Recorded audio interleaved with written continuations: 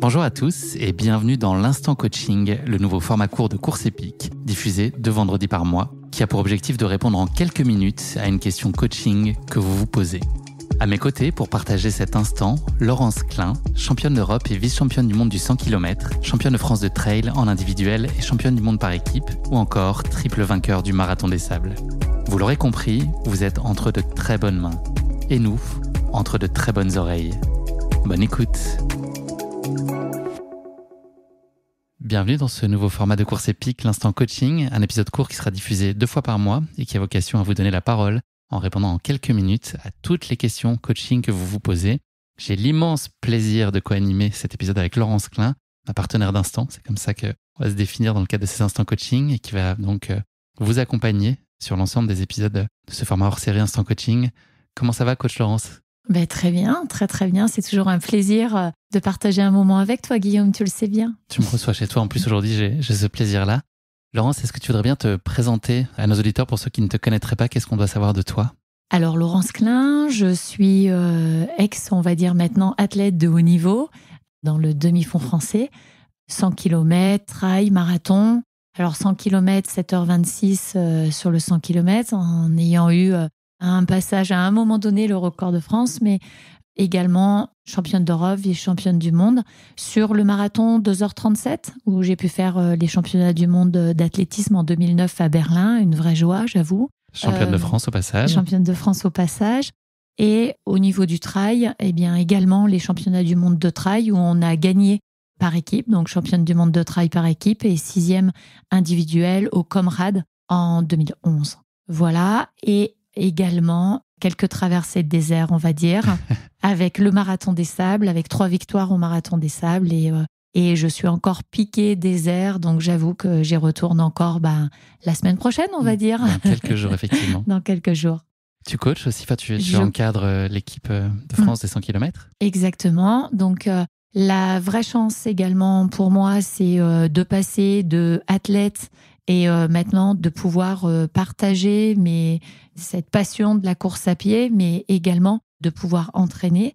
Et je suis coach de l'équipe de France de 100 km au sein de la Fédération française d'athlétisme, qui est en pleine préparation là pour un futur championnat du monde qui se déroulera en fin d'année en Inde. Donc là, cette année, il va y avoir pas mal de travail aussi avec l'équipe de France de 100 km. Donc c'est plutôt très bien. Les précédents championnats du monde se sont plutôt bien passés. Exactement, oui, bien sûr, avec les médailles. Alors, pour moi, c'est le must, vraiment, le plaisir, c'est de se dire qu'on a eu des médailles en tant qu'athlète, mais maintenant, en tant que coach, pouvoir avoir ces mêmes récoltes. La moisson est aussi bonne et agréable. Et très agréable également.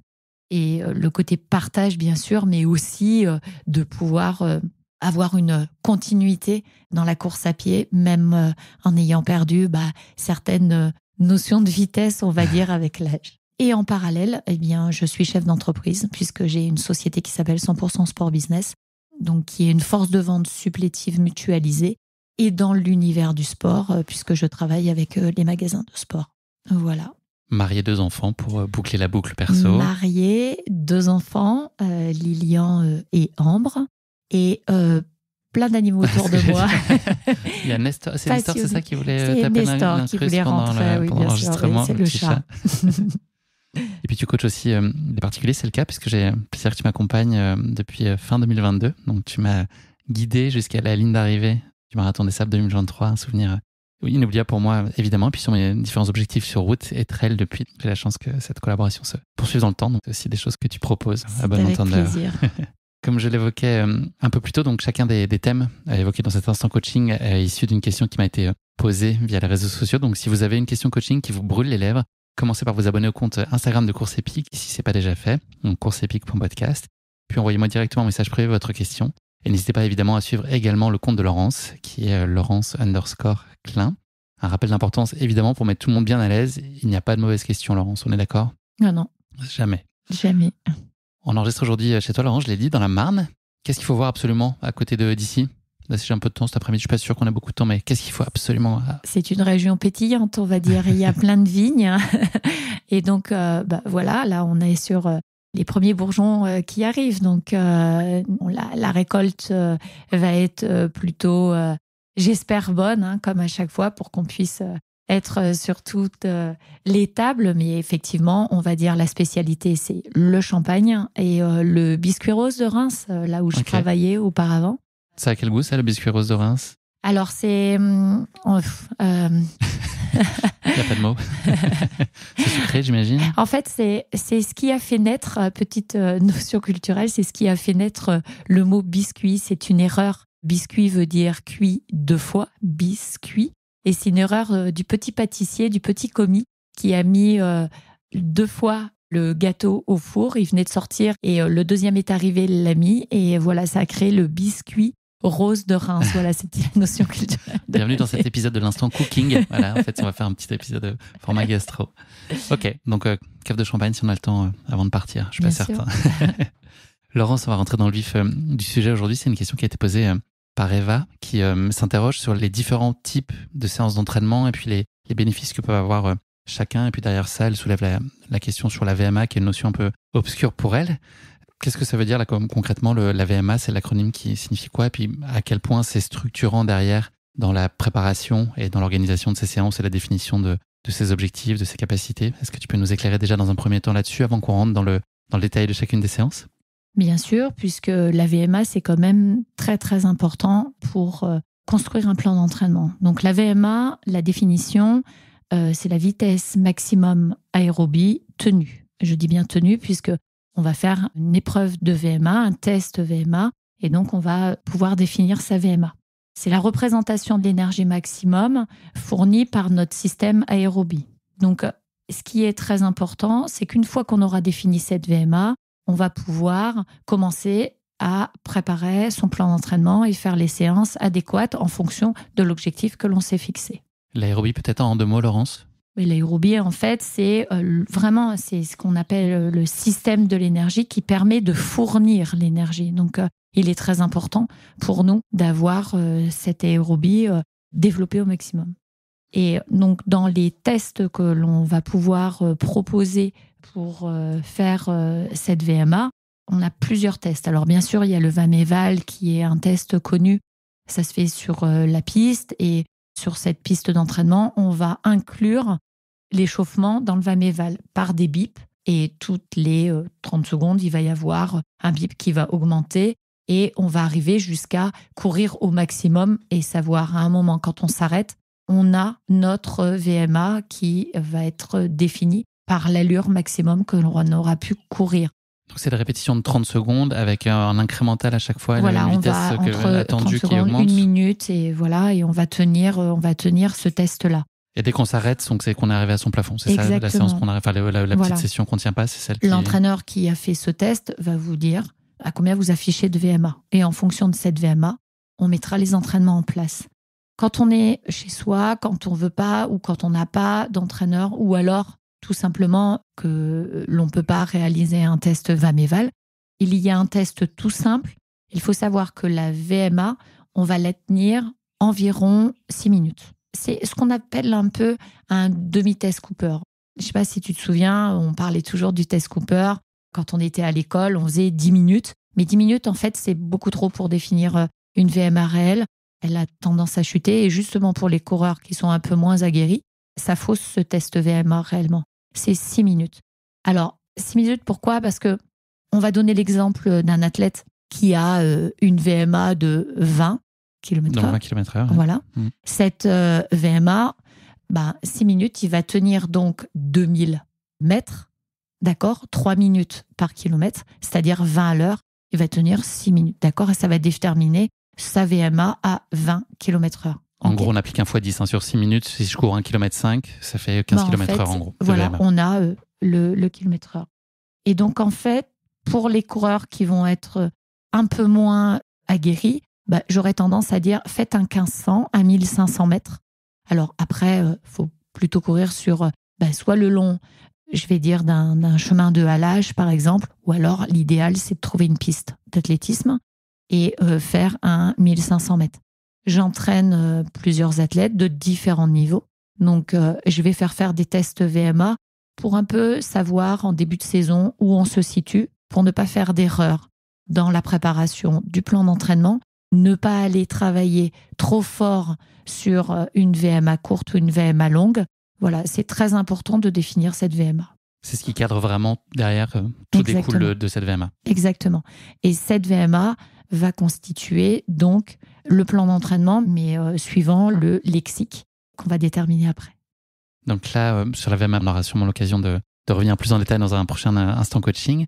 Là, l'idée, c'est effectivement de rentrer plus en détail dans le champ des possibles sur les différentes séances d'entraînement, dans ce que tu appelais le lexique. Est-ce que tu peux effectivement illustrer chacune de ces séances, nous expliquer justement, peut-être faire le lien très concret avec la VMA et comment appliquer ça et déterminer l'intensité de ces séances. Et puis, quel bénéfice en gros pour chacune d'elles, qu'est-ce qu'elle va apporter dans sa préparation pour chacune? Donc alors, à partir du moment où on a fait ce test de VMA, on va pouvoir déterminer complètement le champ d'action sur l'entraînement.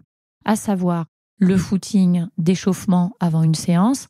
On est capable de se dire que le footing d'échauffement, comme le footing de récupération, alors le footing d'échauffement, on va être à 60-70% de la VMA que l'on a déterminée. Donc si on prend l'exemple d'un coureur qui débute, ça peut être quoi une VMA? 12-13 km/h, c'est possible par exemple? Je pense qu'on peut être sur des VMA de 15 assez rapidement quand même. Donc là, 60-70%, c'est ça? Tu dis c'est quel type d'allure? On va être sur des séances, si je prends, je vais dire un athlète qui est un athlète moyen, va s'échauffer aux alentours de 9 km/h, quoi. À peu près. Ça, c'est un footing d'échauffement, voilà, et un footing de récupération. Donc, on est entre 60-70% et un footing de récupération, on est sur 55 à 60%. Je mets ces notions de footing, échauffement et récupération sur le même niveau parce que c'est le plus bas, en fait. C'est vraiment, on est là pour préparer le corps à subir un entraînement un peu plus intensif. D'accord? Donc, il ne faut jamais partir très vite. Il faut vraiment partir tranquille pour préparer son corps à l'effort. OK? Donc ça, c'est quoi? C'est 20 minutes, 20-30 minutes idéalement? Ouais, je conseille entre 25 et 30 minutes avant l'effort intensif quand même. Bien s'échauffer. Et de la même façon qu'il faut redescendre aussi et la même s'accorder façon un peu plus court peut-être? La récupération, après chaque séance, les athlètes que j'entraîne, je leur mets toujours un retour au calme, une dizaine de minutes. 10 minutes, 15 minutes de retour au calme. Ensuite, il y a quand même le footing, mais qui n'est pas un footing ni d'échauffement, ni de récupération, mais un footing d'endurance fondamentale. Tu connais les plans d'entraînement que je te fais. Tu vois parfois arriver un footing d'1h15, tranquille. J'aime parfois, je te mets allure libre.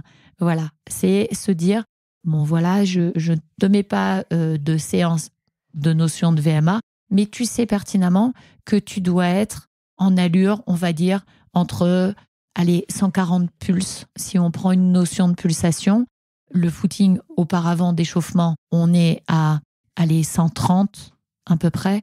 Le footing allure libre, vraiment le footing qui va peut-être durer jusqu'à 1h30 à peu près, on est sur un footing qui va être à 140 à 150 pulses. Là, le critère, si on n'a pas de montre à portée de main, c'est quoi l'appréciation? C'est dans ce genre de séance qu'on peut parler? On est à l'aise, on est capable de tenir une conversation, de regarder autour de soi, d'apprécier le paysage, on va dire. C'est le footing plaisir. Ensuite, on a ce qu'on va appeler l'allure spécifique. Donc l'allure spécifique, là, on a déterminé un objectif, un marathon, un semi, et sur cette allure spécifique, une fois qu'on a déterminé tout ça en fonction de sa VMA, on répète encore, mais en fonction de l'objectif, on va se dire, voilà, je veux courir un marathon, admettons, à 15 à l'heure, ce qui fait un marathon à mes souvenirs de 48. Voilà, 15 à l'heure, eh bien, c'est 4 minutes au kilo. Donc, 4 minutes par kilomètre, on va se mettre cette allure spécifique à 4 minutes par kilomètre. Et donc là, on va être à 80-90% de sa VMA sur ces allures-là. C'est une allure spécifique qui est en fait une allure qui peut ressembler aussi à une allure d'endurance aérobie, quoi. Ça marche aussi pour 5, 30 ou 6 minutes du kilomètre aussi pour nos auditeurs qui vont peut-être pas démarrer en 2,48. Bien sûr, bien sûr. Donc ensuite, on a l'endurance aérobie, la résistance douce, qu'on va dire, Parfois, on peut l'appeler aussi le seuil. Donc, c'est un petit peu la référence quand on fait du marathon. On a tendance à dire que le seuil, c'est un peu l'allure de son semi-marathon. D'accord ? C'est l'allure qui va être entre 80 et 90 aussi. Donc soutenu. Soutenu. Là, Exactement. ça commence à chatouiller un peu. Exactement. Donc là, on est sur des séances qui peuvent aller de 1 heure à 1h30. Donc un peu plus courte peut-être quand même, comme un peu plus intense. Voilà, on va être sur, quand on fait du seuil, on peut être sur, oui, on va être sur quelque chose de plus court que le footing, mais en même temps, on n'est pas sur de l'allure spécifique, on est un petit peu plus rapide que l'allure spécifique. J'ai l'impression, moi, dans le programme que j'ai, Laurence, que là, sur ces séances-là, il n'y a pas forcément justement la période d'échauffement, que assez vite, ça démarre. J'ai le souvenir d'une séance la semaine dernière où je partais tout de suite à 5 minutes du kilomètre, qui est élevé quand même pour moi, sans avoir cette étape d'échauffement. C'est une séance de seuil. Est-ce que ça veut dire que l'échauffement ne se fait pas de la même façon, pas systématiquement ? Oui, l'échauffement, on a le footing qui va être le footing de 30 minutes. Et si tu as la sensation d'être tout de suite au seuil, ça veut dire que ton footing, il a été trop rapide. Et donc là, il va falloir revoir le footing et se dire, attends, peut-être que j'ai peut-être été un peu trop vite. Et là, ça va pas, j'ai pas travaillé, je suis déjà dans cette séance de seuil, ça ne va pas. Donc il faut savoir reprendre un footing plus léger. Et parfois, effectivement, tu as raison, quand j'entraîne des personnes qui débutent, on va dire, ont tendance à mélanger l'ensemble parce que on a tendance à vouloir un petit peu précipiter les étapes et se dire mais non, je ne vais pas m'échauffer aussi lent. Mais en fait, si, il faut s'échauffer lentement pour vraiment avoir une progression dans l'entraînement. C'est toujours effectivement un peu le piège de croire qu'il faut aller vite pour que ce soit bénéfique. Non. Surtout qu'il faut faire très attention aussi au niveau du système respiratoire, savoir que les bronches vont s'ouvrir tranquillement avec un footing lent, avec une respiration lente, avec un échauffement aussi du système respiratoire. Il ne faut pas penser que c'est que les jambes qui nous font courir. Donc ensuite, on a cette même VMA, donc on a de la VMA dite VMA dure, la résistance dure, c'est la VMA longue. Donc cette VMA longue, elle va être entre 1 minute 30 et 6 minutes maximum. Avec des répétitions, c'est ça ? Avec des répétitions. C'est des exercices à répétition, c'est ce qu'on appelle le fractionné. Quand on parle de fractionné, on parle soit de VMA longue, soit de VMA courte. La VMA longue, 1 minute 30 à 6 minutes. La VMA courte, 20 secondes à 1 minute 30. Donc sur piste, si on retraduit, on est 1 minute 30 à 6 minutes, on va dire qu'on fait à partir du 400 mètres, d'accord ? Tout ce qui est entre 400 mètres et 1500 mètres, on va dire, à peu près, pour les meilleurs 2000, mais ça ne va pas plus loin. On est sur une VMA longue, d'accord ? Là, on est entre 90 et 95% de sa VMA. Donc vraiment, là, on est dans de la résistance dure. Ça, je suis colère, moi, Laurence, quand je vois ça dans mon planning, tu vois, le dimanche soir que tu m'as préparé pour la semaine, la VMA longue, pour moi, c'est la plus compliquée. C'est quoi la séance pour toi, là, qui est la plus complexe à appréhender, à titre perso ? Pour moi, alors, j'aimais bien le seuil. J'aime beaucoup ces séances de seuil. Effectivement, la VMA longue, c'est un petit peu particulier. La VMA courte, c'est ludique, on va dire, parce que je vais te donner des séances de 30-30, des séances de 1 minute. Ça va bien, ça passe bien, et voilà, ou alors des 200 mètres ou des 300 mètres. C'est vrai que quand on aime, bien souvent, on n'aime pas trop cette VMA longue qui fait des répétitions de 1000 mètres. On est dans de la VMA longue. Ça peut aller jusqu'à combien de répétitions ? C'est quoi l'amplitude qu'on peut imaginer ? Mais ça dépend de la distance sur laquelle on va s'étalonner, mais on peut avoir des répétitions de 10 fois 1000, on va dire. 10, 12. En gros, c'est 6 à 10 répétitions en général, quoi, au minimum. Ouais, on est sur 10. Parfois, on peut avoir du 2 fois, 6 fois. Voilà, ça c'est quand je suis très méchante. Hier aussi, mais c'est plus court, 300, c'est bien. C'est plus de 300, court. Oui, voilà. 300, on est sur de la VMA. Courte. Bravo. C'est la question qui pique, qui m'était destinée. Merci. Donc voilà, elle a pour but aussi, cette VMA courte, de travailler. Attention, la VMA courte, on est 95 à 105% de la VMA. Comment on va au-dessus de 100% ? Et voilà. On peut le tenir très peu de temps. On va le tenir très peu de temps, en fait, au-dessus de ce 100% de VMA. Et c'est pour ça qu'on est sur une VMA courte de 1 minute 30. Comment est-ce qu'on doit finir une séance comme ça ? Est-ce qu'on doit être sur le point de vomir, d'être mal. Est-ce que c'est logique d'en arriver là? Est-ce que ça veut dire que la séance on l'a poussée comme il fallait? Ou est-ce qu'on n'a pas un naturel à chercher un peu d'aisance quand même, à avoir un peu de retenue, pas se mettre dans le mal à ce point-là? Elle est très importante, ta question, et digne d'un très bon athlète. Donc, en fait, ce qui est très important quand on fait ces séances de VMA, c'est qu'il faut qu'elles soient progressives. Attention de ne pas partir sur très vite et de se dire j'en peux plus à la fin de la répétition, à la fin de la VMA, et que cette VMA soit en fait en régression. Il faut toujours penser à avoir une progression dans l'entraînement. L'idéal, il faut vraiment que ça joue à quelques secondes, on est bien d'accord, sinon ça serait trop simple.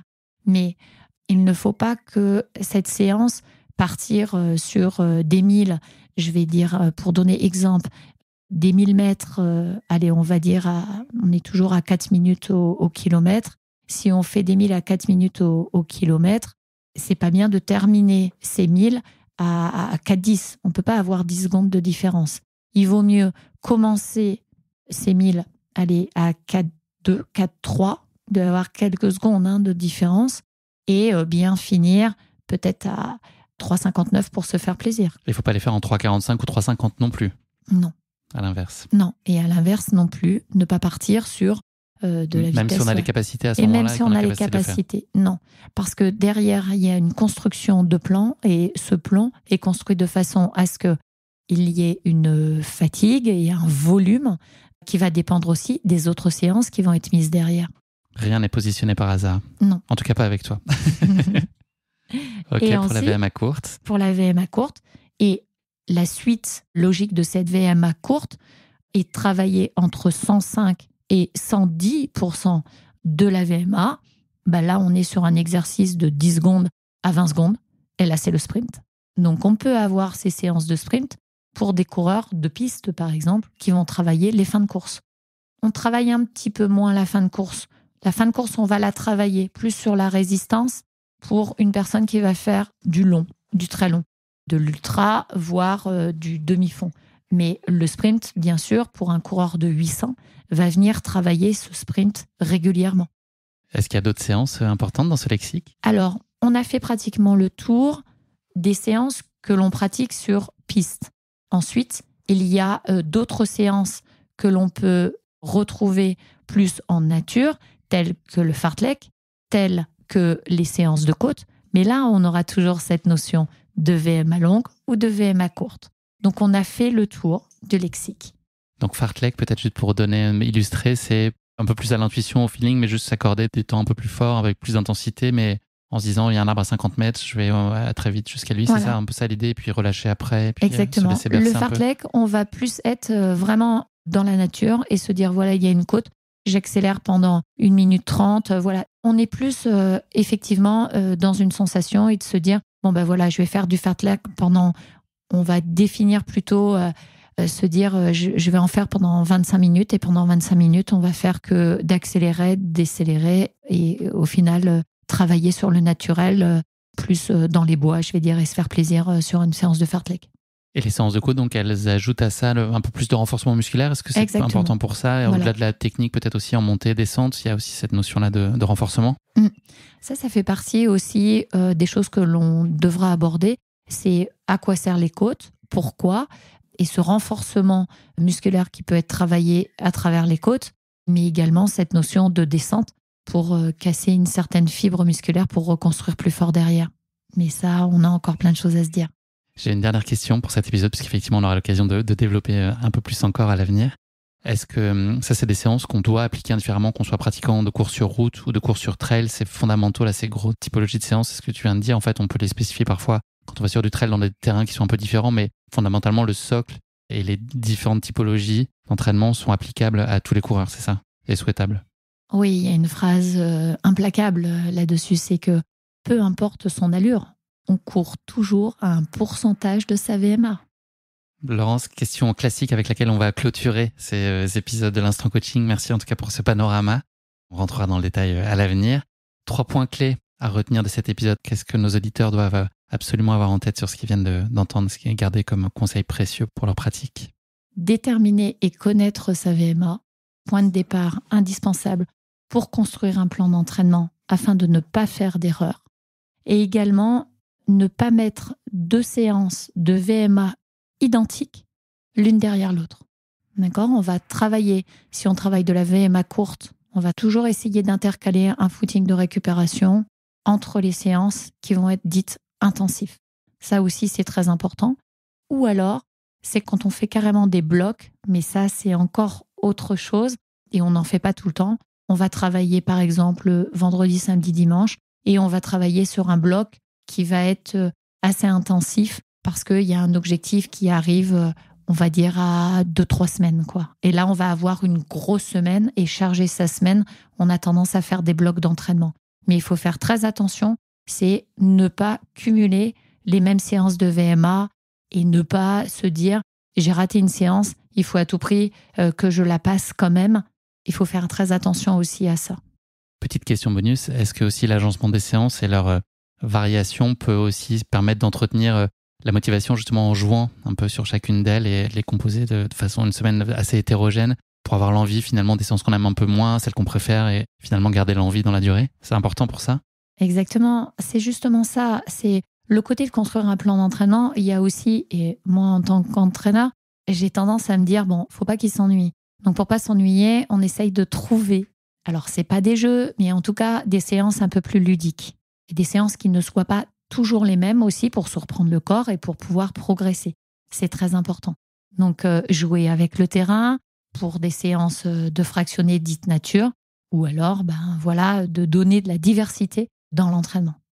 Merci beaucoup Laurence pour ce premier instant coaching. J'ai déjà envie d'entendre les prochains. Ça tombe bien, on va les enregistrer là dans les minutes qui arrivent. Merci aussi à Eva pour sa question. Et puis si vous avez des retours sur ce format-là, n'hésitez pas à nous en faire part à Laurence et moi. N'hésitez pas aussi à poser vos questions. Vous l'avez compris, c'est ça qui va nourrir aussi nos échanges et on sera ravis de pouvoir vous aider, vous accompagner en tout cas dans le développement de votre pratique et puis dans le plaisir.